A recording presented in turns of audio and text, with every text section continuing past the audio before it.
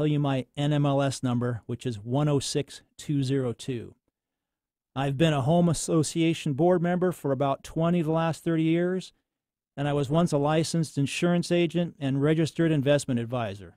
Of course, I don't claim to know everything about homes, but I know a lot, and I'm here to share it with you. I also hope and expect to learn more about homes from my listeners and look forward to your calls later in the show. This is my first time on radio, so today might be a little bumpy. To help me, my guest will be radio expert Eric Crema, who with 26 years of radio experience will help to keep me on track. Welcome, Eric.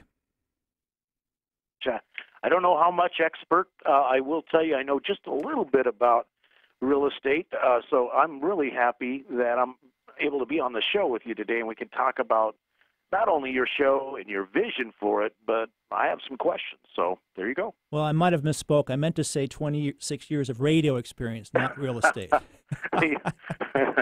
There's the jitters for you. Not a problem. You know what? You're doing great, and I am really happy to have Home Talk here on AM 1150. We are alternative talk. We have lots of different topics on this station, but this is an area that I would like to hear even more about, and I'm really happy to hear from you that this show is going to be more than just talking about mortgages. It sounds like to me you're going to run the whole gamut of home ownership, buying, selling, the whole thing. Yeah, well, those areas, of course, I can't be an expert in every one of them, and so I will be bringing in guests, people that I've encountered and relied upon over my 30 years of experience, everything from roofers to insurance brokers, people that specialize in buying foreclosure homes, and I do know a lot of people in the industry who I've come to trust and rely upon over those years. Absolutely, absolutely. And, you know, as you look across the United States, this is one of the hottest real estate markets right here in Seattle. It's a bit of a bellwether, I think, for the economy. People look to it to see, you know, what's going on out here. Maybe you can familiarize us with, since we're now on day one of 2019, kind of looking back at 2018, give us some thoughts and what you might see. You know, get out that magical crystal ball if you happen to have it with you, and take a look at the new year. Well, you know, that is one of the things I want to talk about in today's show.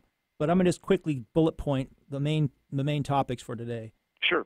One of the things we're going to discuss is why I put the show together, what my goals are, and how I hope it will benefit the listeners. Then I will talk a little bit about what I think is going to happen in the real estate market in 19 and a little further on. And today I'm going to focus quite a bit of time and energy on busting what I call mortgage myths. Now, I know that this topic is not going to be the most sexy or exciting to listen to, but I do bring a different perspective to it, and I hope that some of the listeners out there will benefit and will and call in and ask some questions if they have them. So let's jump right into, if it's okay with you, Eric, we'll push off the idea, the projections for real estate, and I'd like to talk about why I'm putting the show together and what do I hope to achieve. Is that okay? It's your show. I'll take your lead. Okay. Let me just. I've got four primary reasons why I put this show together. Number one, I enjoy teaching. During my 30 years in the home industry, I've learned a lot, and I like teaching what I've learned to others. Currently, I'm limited to only educating those few people I'm working with at a time, and this show will help me reach more people. Second reason is I like learning, and as I mentioned earlier, I expect to learn much from my listeners. Third reason is self-promotion. Being financially successful in real estate and mortgage business requires marketing. I've never really liked to market. I'd rather teach. For most of my career, business has come from word of mouth. I've done very little marketing, but I'm hoping my educational show will help market my services without me needing to add other methods. A little note about self-promotion. My number one goal for the show is to educate consumers. If I do a good job with this, I expect some people will listen will use my services. However, if a listener calls in or emails me with a question or topic for the session, I will not try to convince them to work with me. I want to serve my listeners, not sell them. Fourth and not least is I have a quest, a passion. Although I'm not had this verified through DNA testing, I think I have a little of Don Quixote blood in me. However, the windmill I've been tilting against for decades isn't an imaginary giant. It's a real giant, the mortgage industry. Since starting my mortgage career in '91, I've been appalled by the industry's lack of ethics, deceptive practices, ineffective regulations, and consumer abuse. I'm not claiming there aren't ethical people in the mortgage business. There are many. There are also many government regulators who work diligently to protect consumers. The problem is the lending industry profits from poorly informed consumers and poorly designed regulations and effectively resist changes to these practices. Furthermore, when laws are written for the purpose of protecting consumers, big bank lobbyists water them down, making them nearly worthless at best and in some cases more harmful than having no regulations. So, that is a primary passion of mine. It has been for years, and you'll hear it throughout this show today and on ongoing episodes. So those are my four main goals: teach, learn, promote myself, and continue my passion, which is to try to help clean up the mortgage industry. Any questions about that or comments, Eric? Well, just from the bit that I know from you since we first came acquainted, as you came to the station, says, this is something I want to do. I want to put together a radio show. It seems to me these are also things that you utilize in your own career. So it seems like to me you're always learning. You do teaching. So it's just sort of a natural transition, I would think, to the radio. It is, yeah. Okay, great. Now, I don't want to bore the heck out of people, but I do want to give a little bit of a background, my story about how I ended up here. This will probably take about 5 minutes. Is that okay? Yeah, absolutely. Now, I keep asking you for your permission because I don't know what I'm doing. You're doing just fine. So I don't want to sound like I'm completely, inept, but I do want to get some, make sure I'm not going down a stupid path. So here's my story. I don't want to bore people with the whole history, but I think it's important to understand how I got here, my mentality about how I approach educating people, why I'm doing it. The mortgage company I first started working with in '91 encouraged loan officers, including me, to make additional money by purposely misleading consumers. I wasn't comfortable with this. So in April of '92, I moved to another company who I thought was more professional. The second company did have nicer offices and was better managed, but they too misled consumers to make extra money. The company owner and loan officers literally bragged about it. Within a few more months, I realized the entire industry, including banks and credit unions, was making billions by purposely misleading consumers. To make matters worse, none of the government regulations prevented this. Surprisingly, none of the misleading practices lenders were doing were even illegal. There have been improvements since then, but not enough. This angered me. I dreamed in '92 about starting a movement to reveal and stop this monumental ripoff, but soon realized it was beyond my ability. Instead, I decided to build my business and reputation by being ethical, transparent, and educating consumers. I did this by creating a 4-hour seminar called How to Shop for a Home Loan. The second company didn't want me teaching people how to shop for a home loan, so I found another firm in '93 who supported my idea. After moving there, I sent out 100,000 mailers to promote my seminar. By the way, that is one of the few marketing methods I've ever embarked on. Before long, I had presented my seminar to hundreds of people, many who are still my clients today. Although I appreciated the third company approving my seminar, sadly, they allowed other loan officers to conduct misleading tactics I was teaching consumers to be aware of. But I understood why. It's because this was industry practice. And if they prohibited their loan officers from using these deceptive sales tactics, those loan officers would have left to work for other lenders. Because I wanted to spread my message to a larger audience, I left the third company in 2000 to start my own mortgage company, which I opened in 2001. I didn't allow any of my loan officers to use dishonest practices. My company flourished until the mortgage meltdown in 2008. By 2010, I was out of business. This was a very difficult time for me. As the mortgage industry went through upheaval, I looked for other business avenues and in '09 obtained my real estate license. Fortunately, I've not found the real estate industry to be as blatantly corrupt as mortgage banking, but once again have found that poorly informed consumers routinely fall prey to unethical real estate practices or simply make bad decisions because they're either ill-informed or misinformed. You might recall at the beginning of the show I said I have 4 reasons why I'm doing this. And one, my passion is to help consumers. How can I benefit consumers with my knowledge, my expertise, and my skill set? One of the ways is to have a radio show so I can reach more people. The other is to what I hope to do is to create a forum in a way where people feel comfortable calling in here and sharing what they know to other listeners, because there are thousands, if not millions, of consumers out there that have a lot of experience that I can't possibly be aware of. Of course, there has to be some practical application of this, some nuts and bolts, if you will. So, to educate my listeners, I'm going to do some what I call myth busting of common in real estate and mortgage myths that mislead consumers into bad decisions.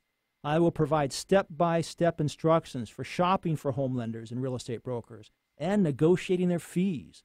I'll teach people how to negotiate a home price as a buyer or a seller, and much, much more. Problem, of course, a lot of this will be difficult to convey by radio. So over the next few months, I'll be posting webinars, videos, and other written materials free of charge for people to access on my mortgage website at loanzilla.com. That's LOANZILL.com.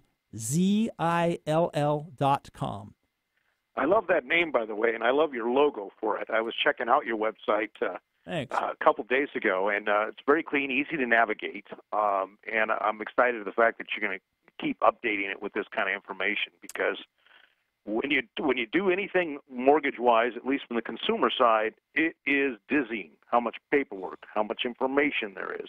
So it's extremely helpful for me to have things, put in layman's terms, so to speak. Yeah, it is difficult, and it's going to be difficult to convey a lot of this by radio, which is why I want to put those tools on the website. The website is something that we're in the midst of updating, so stay tuned as I do continue to upgrade it and add some of these things. Do you have any questions about what I just covered, Eric? Anything specific that jumped out at you wanted to comment on? No, but I'll tell you, not question-wise.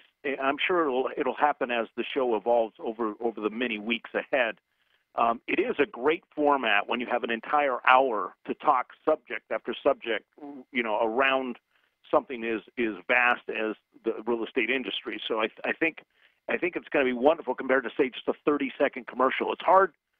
I like to do business with people I think I know or I think I like. Obviously, it's very hard in a 30-second commercial, a 60-second commercial, to get a firm grasp of a company's sort of values or who they are as a person. And that's what I'm really looking forward to with you being on the air, is people are going to get to know you. And I think they're going to envision you as a friend, a confidant, maybe even a relative, someone that they could pick up the phone and get a straight answer to. Well, that is exactly what I hope to achieve. Many of my, every customer, every client I ever met with in my life, my number one goal when I meet with them is to make sure I help them make good decisions, regardless if they work with me or not. I have found by doing that, first of all, I feel good about who I am and what I'm doing. Second is it works. Some of my best referral sources come from people who I referred to another lender because I knew they had a better product than I did. And since I knew that, I couldn't live with myself if I knew that the person would benefit going someplace else. I just didn't think it was right. There's enough business out there for everybody. And if I have the right service at the right price for somebody, I'm going to get my fair share of business. So why not treat people the way I'd like to be treated? Absolutely, absolutely. And I wholeheartedly agree with you there. Now, I know we've got about, 3-4 minutes until our first break. Can you hit some of those myths? Can you do some myth busting? Well, no, let's do this. Let's talk about what's coming up in the next segment. In the next segment, we're going to talk briefly about what I think is going to happen in 2019, the crystal ball, okay? And then we're going to go through a list of some of the myths that I'm not going to talk about today, but I will have on later shows. And we are going to talk in the second segment about the first myth, which is the myth of no-cost loans. Mm-hmm. So we're going to be covering that next break. And just an aside, by the way, next week on January 8th, My guest is going to be a person who is an expert in buying foreclosed homes as either rentals or flips. So that's going to be a really exciting show. You know, people need to be aware, since this is your first show, that you're going to be on weekly now, Tuesdays, 3 to 4 p.m. It's Home Talk with Greg McKim. And it's a great opportunity. I always like to welcome our listeners to go out there and ask them, tell your friends, anyone that you know that's looking, in this case, to buy or sell a home, or just has some general questions. Great idea would be someone maybe looking at their first home and just has no experience with the process. They need to be listening to this show. If someone's in the middle of it and they're wondering, is now the best time to sell a house, or should I wait a while? I mean, these are typical questions that most people have with their homes.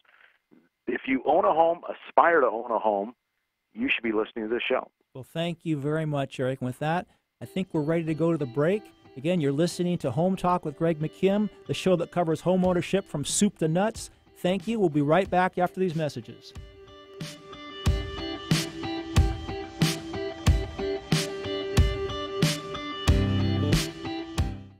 The possibility of lung cancer can be pretty scary, especially if you're one of approximately 8 million current or former smokers at high risk. That's why SaveByTheScan.org wants you to know that now there's a breakthrough low-dose CT scan that can detect lung cancer early, and it only takes 60 seconds. You stop smoking, now start screening. For an easy quiz to see if you're eligible, visit SaveByTheScan.org. It could save your life. SaveByTheScan.org is brought to you by the American Lung Association's Lung Force Initiative and the Ad Council. Through the generous support of individuals like you, Trees for the Future has planted over 155 million trees and changed thousands of lives in the last 29 years. With your help, Trees for the Future continues to train thousands of impoverished farming families across Africa to plant their way out of poverty using an agroforestry method called the forest garden. Forest gardens consist of nearly 4,000 fast-growing fruit, nut, and timber trees that thrive alongside climate-appropriate crops, surrounded by a living green fence. These forest gardens eliminate hunger in 2 years, increase household income over 400% in 4 years, and have changed landscapes from dry lands for monocropping to rich soils supporting over 20 varieties of crops and marketable products. Learn more about how you can be part of these efforts by visiting trees.org/radio. That's trees.org/radio. If you love them enough to listen to them practice the same song on tuba, please be done. Over and over and over and over and over, then surely you'll check nhtsa.gov/the-right-seat to make sure they're correctly buckled in the back seat. Sounds good, honey. Check today at nhtsa.gov/the-right-seat. Brought to you by the National Highway Traffic Safety Administration and the Ad Council. Make us part of your daily routine. Alternative Talk 1150.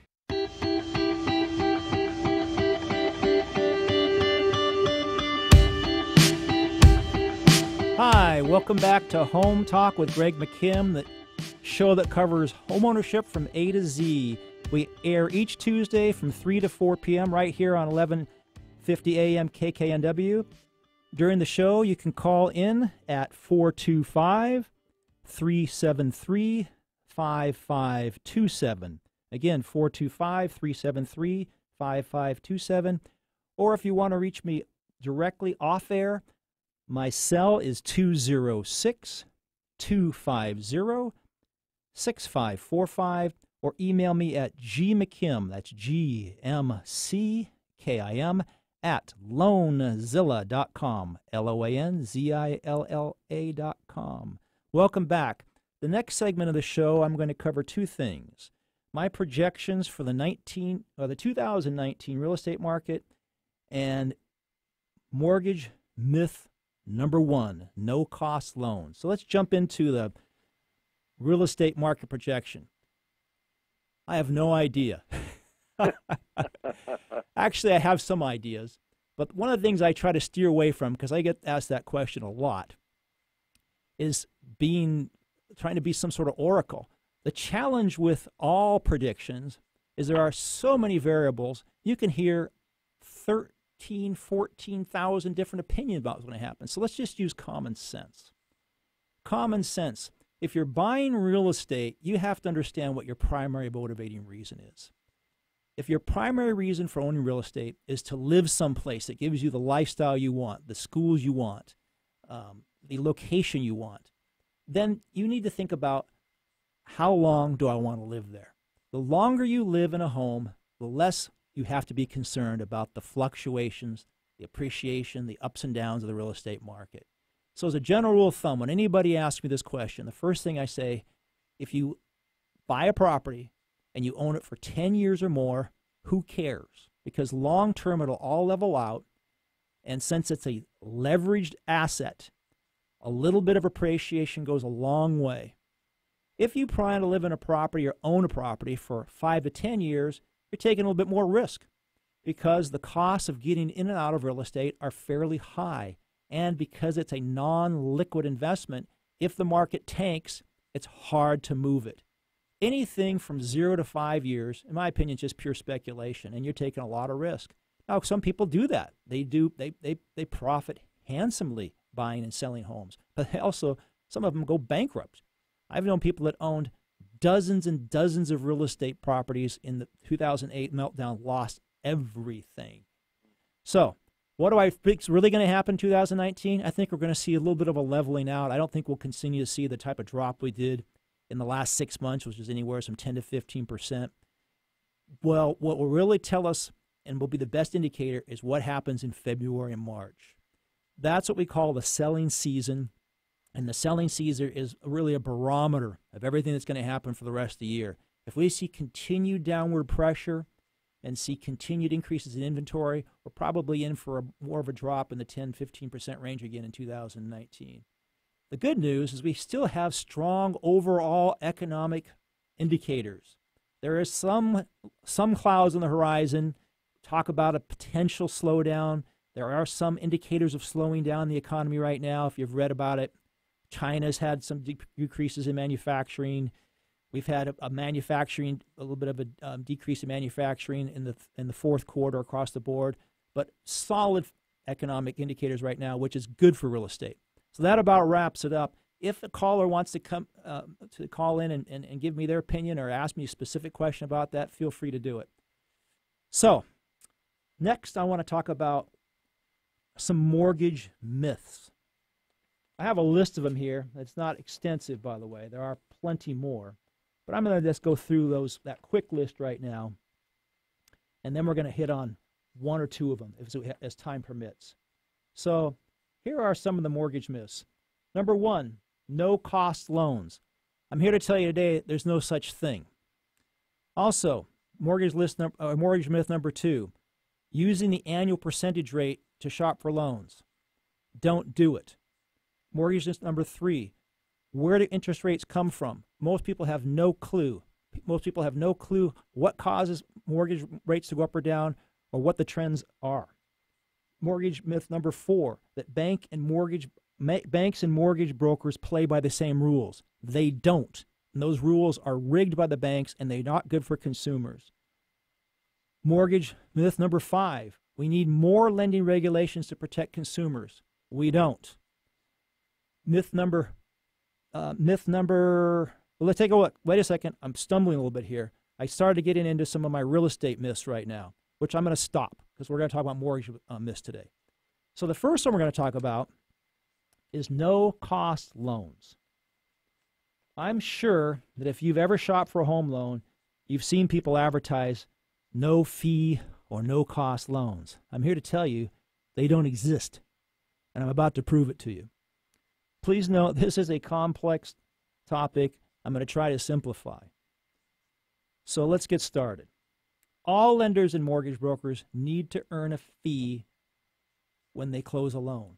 I repeat, all lenders and mortgage brokers, they use this fee to pay their loan officers and other overhead and to make a profit. Wait a second, you might ask. Don't lenders make their money from the interest they charge? The answer is some do, but about 90% don't. And even those who do earn interest need the upfront fee. For our purposes, We'll discuss only those 90% of lenders who don't make money from interest, because those are the lenders most people get loans from. The loan interest is paid to bond investors, not the lenders. By the way, this is going to get a little bit wonky. I will give you some information, then I'll wrap it up and try to show you how it's going to benefit you. So, again, the loan interest is paid to bond investors, not the lenders. These investors purchase the bonds from entities like Fannie Mae and Freddie Mac, who use the bond funds as the source of money for home loans. Instead of making money from interest, lenders earn a fee by selling loans to you on behalf of the bondholders. The fee is always paid by the borrower in some fashion. Here's why. Lenders offer a range of rates for any given type of mortgage. The range is based on something called a bond yield, which are set by bond investors. Mortgage interest rates never change. Again, mortgage interest rates never change. We'll discuss this in more detail on another show when I bust the mortgage myth about interest rates. What does change is the perceived value of any given rate by the bond investor. This perceived value is measured by the price of a given rate.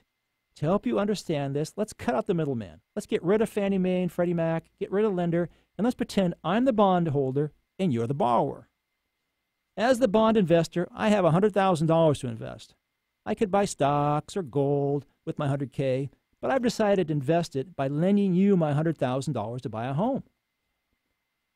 I'm going to offer you 3 rates to choose from: 4.75, 4.5, and 4.25. If you pick 4.5, I'm not going to charge you a fee. Why? Because I've made enough money in my mind over the 30 years based on my estimates of where else I can invest my money. That's a solid investment for me. However, if you pick my other rate, 4.25, I don't make as much money. So I'm going to ask you for some money up front. That's what are called points. Let's say in this case, it's 1%. So if you had a $100,000 loan and I ask you for 1%, you give me $1,000. Now, you enjoy a lower payment over 30 years, and at some point, you'll save money because after you recoup the $1,000, you're ahead. What about the other rate? What about 4.75? Why would you pay me a higher rate than the other 2 I offer? Because in that case, I'm making more money and you're spending more money. What I'll do is I'll give you an incentive. I'll give you money to pay me a higher rate. I'll give you a 1% credit. So instead of charging you nothing or charging you $1,000, I'll give you $1,000 for you to pay me a higher rate. Are you listening, Eric? I am, and I'm actually writing down some notes here because this has probably been the clearest this situation's ever been explained to me in all the homes I've bought.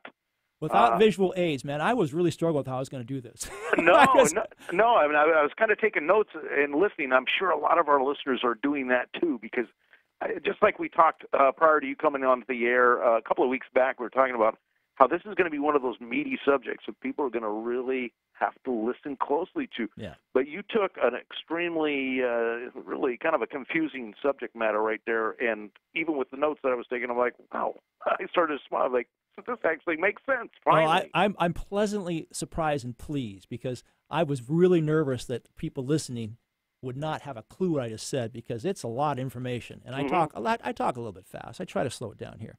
Mm-hmm. Okay, so this idea, there's 3 rates to choose from. One of them costs nothing. One of them costs $1,000. One of them I give you $1,000.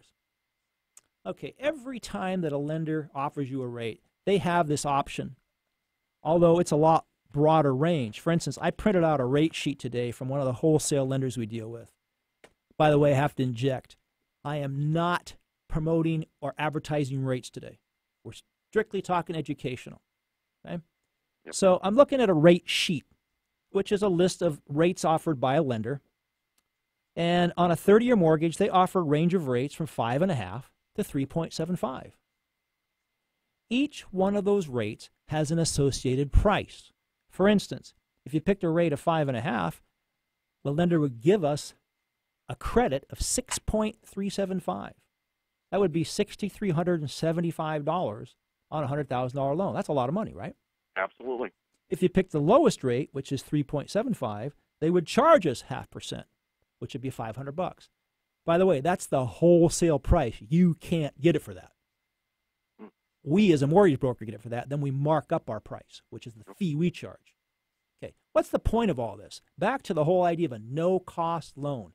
Anytime somebody tells you they're giving you a no-cost loan, how are they making a living?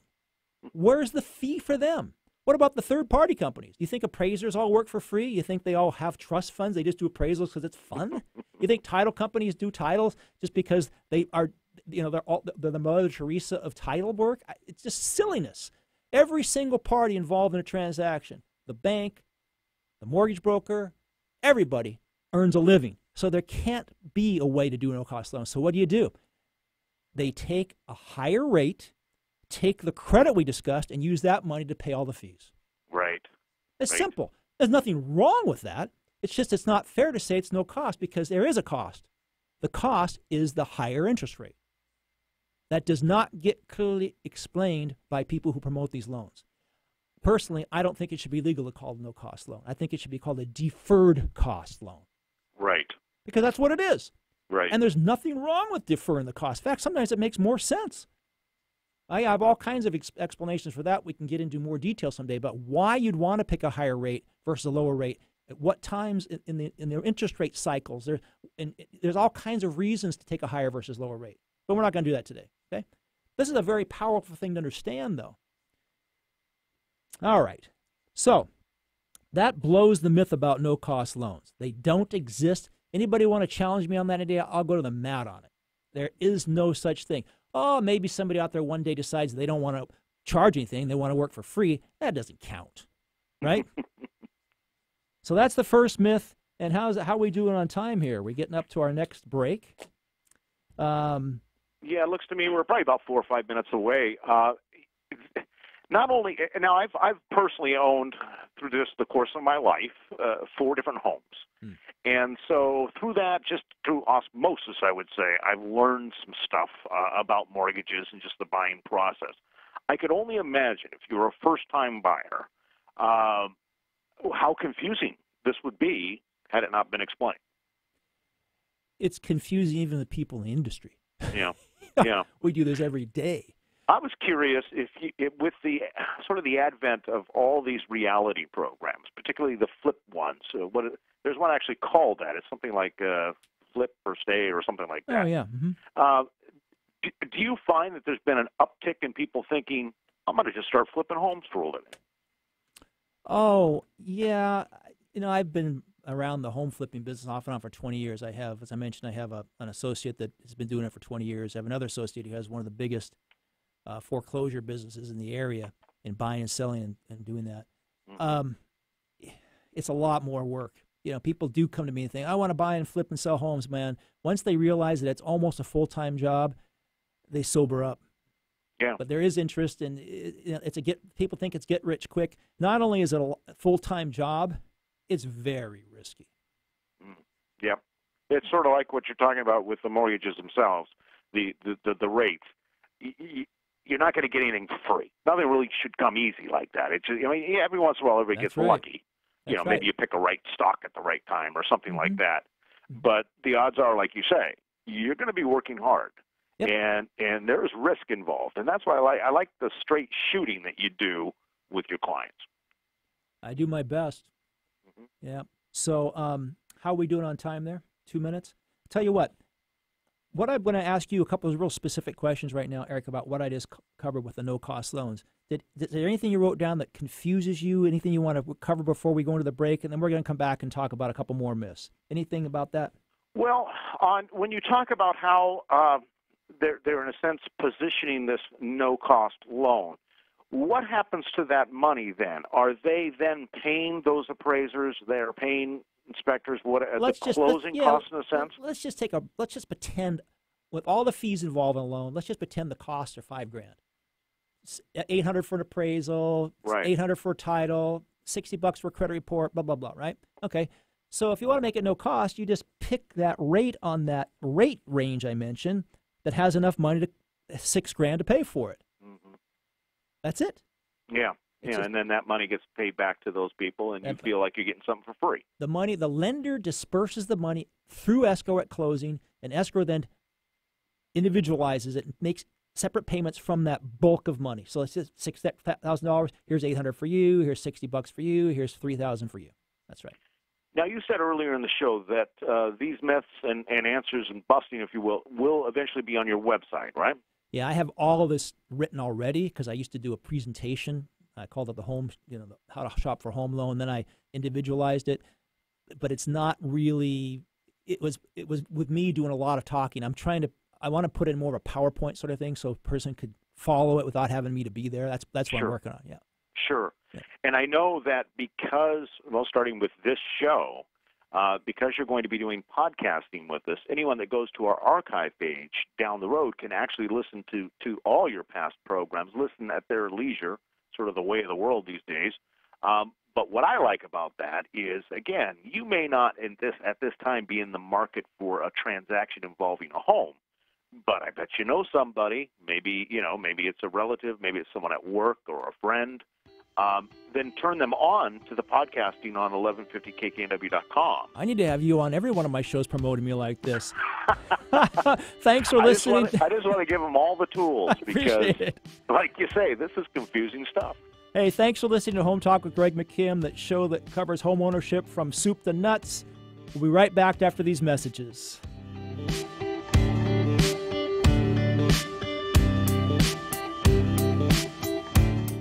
Sarcoma. Odds are you've never heard that word before. But for the 40 people diagnosed with sarcoma every day, it is a life-changing word. Life-changing and devastating because sarcoma is cancer. Sarcoma is a cancer of bone and soft tissue more prevalent in children than in adults. More than 6,000 people lose their lives to sarcoma each year. Treatment options for sarcoma are limited, and new therapies are desperately needed. More research and increased awareness is necessary to find a cure for a cancer that you probably didn't even know existed until now. Through awareness, advocacy, and research, the Sarcoma Foundation of America is determined to help those affected by this forgotten cancer, to bring hope to the children and adults whose lives are forever changed by a word they had never heard before. Please help us in the fight to find the cure for sarcoma. For more information on sarcoma and the work of the Sarcoma Foundation of America, please go to curesarcoma.org. Every winter, up to 20 million tons of salt are applied to U.S. roads. Road salt can keep drivers safe. But when too much salt is applied on roads, it can pollute streams, kill fish, and increase salt levels in our drinking water. The good news is we can protect water quality and keep drivers safe.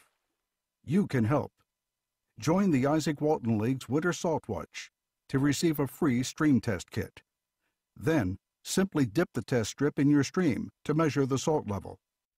Use your smartphone to share your results on the Winter Salt Watch map.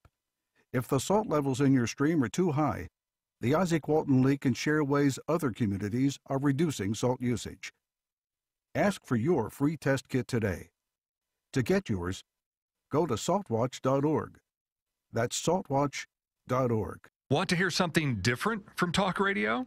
Keep your dial on Alternative Talk 1150.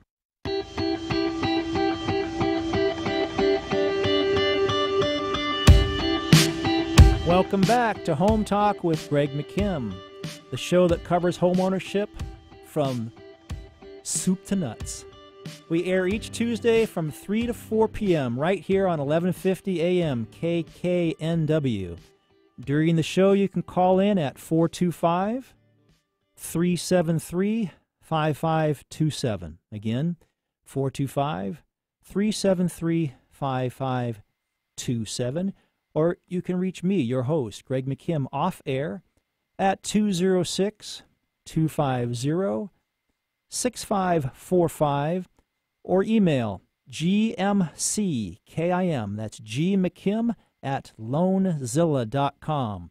So welcome back. We just finished a segment busting what I call the no-cost home loan myth, And we're going to move on to another myth, which is the annual percentage rate. If you've ever shopped for a home loan, done any research, talked to a mortgage professional, you'll hear the term annual percentage rate, or APR, and that is the best tool to use for shopping for rates and fees. No, it's not. It's terrible. So let me prove that one to you. Talk a little bit about the purpose of the APR. The APR was formulated by the Federal Reserve Board to help consumers shop and compare loans using one number, which is the APR. It's a very noble cause or noble endeavor. It was also designed to show the true cost of a loan over the entire term. There are several problems with the APR, 5 in my opinion. Number 1, it does not accurately show the true cost of a home loan over the entire term because of a mathematical flaw in the formula. Number 2, it does not accurately help you compare rates and fees for several reasons we'll discuss in a minute. Another problem with it is that no one in the mortgage industry that I know of, and I know a lot of people, ever use it to evaluate the cost of a loan because we know it doesn't work. So if mortgage professionals don't use it, why would you? In my opinion, it's so misleading and ineffective that if it weren't required by law and somebody came up with it, it would probably be illegal. Ooh, that sounds pretty brutal, but that's how I feel about it. So to recap, the APR is misleading, not precise, it's not fair, and it doesn't work. Now, this is going to be a hard one, Eric, because this takes a diagram, or actually I should say a visual piece that I put together years ago, an interactive Excel worksheet to show people why it doesn't work. But I think I can sum it up here. Okay. First of all, the number one challenge is that, let's not prioritize. Let's get rid of the simplest one. Okay, one challenge, it's supposed to show you the true cost of a loan over 30 years. Let's pick a loan. Let's pick a 30-year mortgage. Okay? Let's say $100,000. Yeah. Just for the sake of it. How many people do you think keep a 30-year mortgage over 30 years? I would think it's probably pretty low. Yeah, I don't have any clue, but I'd guess 5%. Okay. I don't know. I'm just throwing that. I'd be shocked if it was higher than 10%. Most people refinance, move, buy, sell within 7 to 10 years. People don't keep loans 30 years, period. The APR is designed to take the cost, the upfront cost of a loan. Let's just say the upfront cost of a loan is $5,000 and calculate that as part of the interest over the loan term, say 30 years. Well, if you're not going to keep a loan 30 years, that's a mathematical flaw, and here's why. Because that cost, you don't actually ever incur it. Right. So if you're going to keep a loan 7 years, how does projecting the cost over 30 years help you calculate the true cost of loan? It doesn't.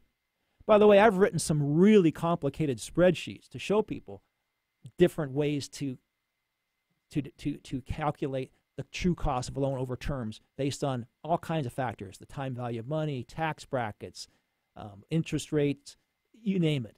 But if the 30-year part of it is silly. Now, that's not the biggest problem, really. Nobody really cares about the true cost of a loan over 30 years anyway. What people look at when they're buying a house is they want to live in a house, they want to know what their payment's going to be. That's just how people are, human nature, right? But when we're shopping for home loans, we are very conscious at that point of what are the rates and fees out there? Who's offering what? Mm-hmm. And the APR was designed to take something that's fairly complicated, all these different types of rates, all these fees, and turn it into a formula where you can have one number, make accurate comparisons. That's where it really breaks down, and it's unfortunate. It doesn't work. Let me give you an example. Okay, you have two lenders, lender A and lender B. The APR for lender A is 6.625, and lender B is 6.274. Now, Eric, which one sounds like a better deal? 6.6 or 6.2? Yeah, 6.2, of course. Mm-hmm. I can prove to you that lender B costs more money than lender A. Okay. Why? Because the lender B APR was based on a lower interest rate to start with. Anytime you start with a lower interest rate, because of that 30-year amortization, that rate will look lower even if that lender's fees are higher than what the other lender would have offered you for the same lower rate. Okay. Did I lose you on that one, or did that make some sense? I'm gonna redo it one more time, okay? Yeah, please repeat that. Okay. APR for, I'm gonna round things. Lender A is 6.6, lender B is 6.3. Wow, lender B is better because their APR is lower. The problem is that lender A quoted their APR based on a interest rate, the actual rate you pay on the loan of 6.625. Lender B quoted their APR on an interest rate of 6.0. Those are two different rates. The APR is automatically lower just because it was quoted on a lower rate, because of the fact that it's got that 30-year amortization we talked about. Over time, you end up paying less money on a lower rate. The APR is skewed to take that into account. It isn't an accurate reflection of which lender is the most competitive. Now, there's a way to solve that problem, by the way. Never compare APRs unless the interest rate itself is exactly the same. So this is the challenge that consumers have, though. See, lenders are really good at marketing. They know that consumers think of two things. How much is it going to cost me up front, and what's my interest rate? So they market either no-cost loans, that sounds good, or low APRs. Those are if you look around, that's what you'll hear, either really low APRs or no-cost loans. So if somebody's APR is lower because their rate's lower than the rate you were being quoted someplace else, it's not an even playing field. So solve that problem. Here's how we solve it. Ready? Never compare APRs unless it's on the same rate. So have both lenders quote you an APR based on their rate of 5. By the way, the lenders all have the same rates because they get them from the same sources, Fannie Mae, Freddie Mac. So everybody has 5, everybody has 3 3/4, everybody has 5.5. Let's just use 5 for a round number. Okay, what's your APR today on a rate of 5? What's your APR today on a rate of 5? That's the only way you can use the APR with some sense, for some purpose. However, even that's problematic. Got it. Even that's problematic. So even if you were to say, give me your APR for a rate of 5, give me your APR for a rate of 5, and one lender's rate, APR, was 6.625. Let's back up. I'm losing my track here. One person's APR was 5.125. The other person's APR was 5.1. Okay? As a consumer, what do you do with that? What does it mean? Okay, right. The rate's the same. My payment's the same. The cost is slightly different. But the cost, in our minds, consumers, as human beings who we think in dollars and cents, we go to the store and buy a loaf of bread. We don't buy a loaf of bread with percentages. We buy it with dollars and cents. The APR clouds the issue. What I want to know is, what are you going to charge me for a rate of 5? $1,500. What are you going to charge me? $1,700. Oh, you're $200 higher. I can work with that, but I can't work with 0.1 versus 0.12. Doesn't make any sense to me. So even if the APR is used effectively, or appropriately, I should say, where you compare the APR on two rates that are the same, 5 and 5, it's not a precise enough tool for consumers to use to make buying decisions. Does that make sense? Yeah, totally. Okay, so back to the problem. Okay, problem is, I've not met a consumer yet. There's probably one out there who even understands what I said about never compare APRs unless the rate's the same. They just look at APRs because they've been told APR is the way to go. Yep. They didn't know that unless you compare the same rate, the lower one's always going to have a lower APR. Well, with rare exceptions, but 99% of the time. So compare the same rate and ask for an APR. But don't even bother. Just say, what are you going to charge me? What are your fees? Because then as a human being, an actual person, you can say, oh, you're $200 more, you're $200 less. You can make a buying decision based on dollars, not on these ethereal percentages that make no difference in your life. Make sense? Yeah. So this is why I call it a myth, that the APR is the most accurate, most reliable way to compare rates and fees. It's not. It's misleading, it's inaccurate, and it's a disservice to the consumer for it to even exist. And I get a little bit up on my soapbox about this, by the way. So I apologize. Well, you're passionate about it, you know. Well, it irritates me because I see people lose a lot of money making bad decisions. Now, I did go out last night to celebrate the New Year, so I was thinking today, I was like, I hope my brain is sharp enough to follow this.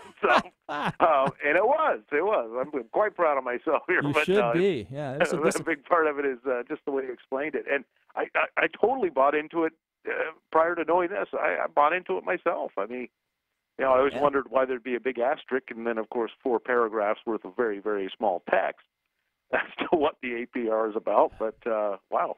That's interesting. Another show, I'm gonna talk about exactly how I shop for home loans. Okay. I have specific tools I use. They're very simple. But once you understand it, and I actually have a format where I give a person the text they can send in the email body to the people they're shopping. An attachment says, use these parameters and give me this. If you deviate from me, I'm not working with you.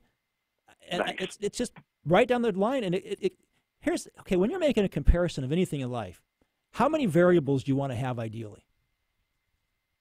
Well, if you're making a comparison, probably as many as you can. No, as few as possible. Because if you have a ton of variables, it's really hard to make a comparison. What you want to do is you want to have everything, you want to have all your parameters set up so you have one variable. Oh, I'm sorry. Yeah, I see what you're saying. Okay. Yeah. Okay. So Sure. I've designed a way for people to do that when they're hopping and shopping for home loans. Okay, you want to narrow it down to one variable. The problem is when people shop for home loans, they get all kinds of quotes that are all over the place, and they're comparing apples to oranges, and pretty soon they just want to pull their hair out and they go screaming out. They go around the street, I don't want to do this anymore. It's painful. Or they just go to their bank because they know them, and then they don't know if they're getting a good deal or not. But it's overwhelming. So I've got a little formula, a little checklist of this is what you ask for, bam. And I'm offering any listener who wants to. If any listener has quotes and they want help with a quote, send them to me. I'll look at them for you, and I'll tell you how to compare them, what I think's fair. I won't try to sell you on using me. Just send them to me, and I'll look at them for you. That's great. Yeah, how many consumers do you think in this situation think that they can't even really ask for lower rates, or they can't even ask this kind of a thing? Well, it is unfortunate, but a lot of people are intimidated by the banking industry. They go in, and I understand it. Every time I get a home loan, I'm a little nervous. Like, are they going to approve me? Are they going to? Am I worthy? It's a little nerve-wracking, and of course, the jargon and all the stuff we're talking about today is really complicated. It doesn't need to be that complicated, by the way. It could be if you. I'll show it to you someday. I'm going to post on the website, but if you can narrow it down to the simple things that I've done over the years that I would do to shop for a home loan, it's pretty straightforward. APRs and things like that have just made it more complicated. Now, that's not to say the mortgage industry isn't complex. I mean, if I showed you a rate sheet today, there's like 10 pages of rate sheets from a lender with different products. So there's a lot of complexity in it. And you should rely on a professional to help you figure all these things out. But at some point, they have to help you make sense of it and simplify it to the point where you as a consumer understand it. Not that you just feel like I give up. You should understand what you're doing. It's not like buying a DVD player. You're making one of the biggest financial decisions of your life, and you should take the time and energy and work with someone who communicates to you in a way that you feel you understand. And no question's too dumb. I don't care what somebody asks me. Doesn't matter. Answer the question to their satisfaction. If they don't, find somebody who will. We talked a while back, and you'd mentioned to me that you're not in this for one customer. You're not looking for someone to just come to you one time and be done with that. And we pretty much have the same philosophy with 1150 AM. Is we want people who want to do radio shows and be on the air for years, and we want to make sure that they're ready. The time is right for them, and all that good stuff. Because we don't want to have to talk to them two months later and find out that they're not satisfied.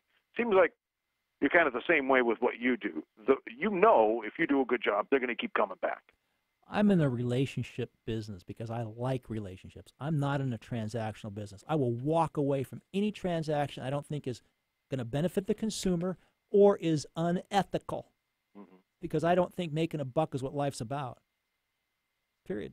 I like that. Well, I think we're about done with the first Home Talk show. Thank you very much for listening. A little disappointed I didn't get any callers. Maybe people were watching the Huskies game. It makes sense. Or maybe people are just kind of recovering from last night. But again, thank you so much for listening. This is a show that covers home ownership from A to Z. We air each Tuesday from 3 to 4 right here on 1150 AM KKNW. During the show, you can reach me at 425-373-5527. Off air, you can reach me, Greg McKim, at 206-250-6545, or email me at gmckim@loanzilla.com. Next week, my guest will be Rick Trapus, who is an expert on buying foreclosure homes to flip or keep as rental properties. I've known Rick for 25 years. If you're interested in buying properties as investments, I can't think of anyone more qualified to give you advice. So please tune in next Tuesday, January 8th at 3 p.m. Thanks again for listening, and Happy New Year. Happy New Year.